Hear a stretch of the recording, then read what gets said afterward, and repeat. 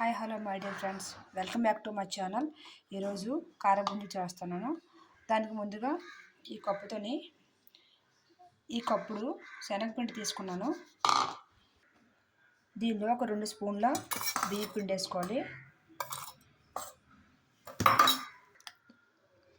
Colour కోసం ఒక 1/2 spoon పసుపు, రుచి సరిపోయినంత సాల్ట్ వేసుకోవాలి.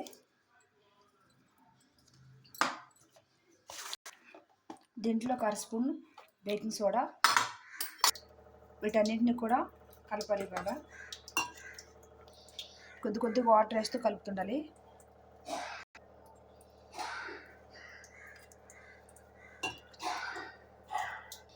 ఇలా వండలేకనే ఇలా వచ్చినంత వరకు కలుపుకోలేగా. ఒక కళాయి తీసుకొని అందులో ఆయిల్ వేసి దాన్ని వేడి చేయాలి. ఆయిల్ హీట్ అయిన తర్వాత మనం ముందుగా కలిపిన ముద్దని ఇలాంటి అన్నవాటి జిబ్బు ఉంటుంది కదా, దాంట్లో వేసుకోవాలి.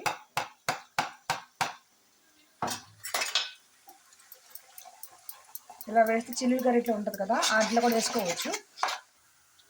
ఇవి వేసిన దాన్ని ఇటు కొంచెం కలుపుతుండాలి. అలాగా మంటని మీడియం ఫ్లేమ్లో పెట్టి ఇలా వేపుకోవాలి.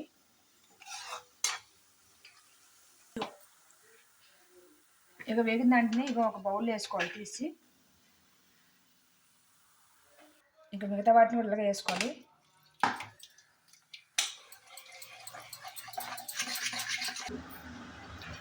దానికి పల్లీలు వేసుకోవాలి.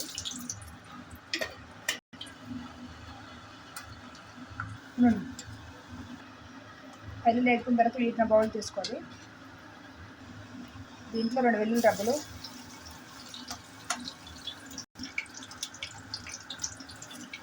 ఇవి కొంచెం వేగిన తర్వాత ఇది వేసుకోవాలి. ఇది కాస్త పుట్నాల పప్పు,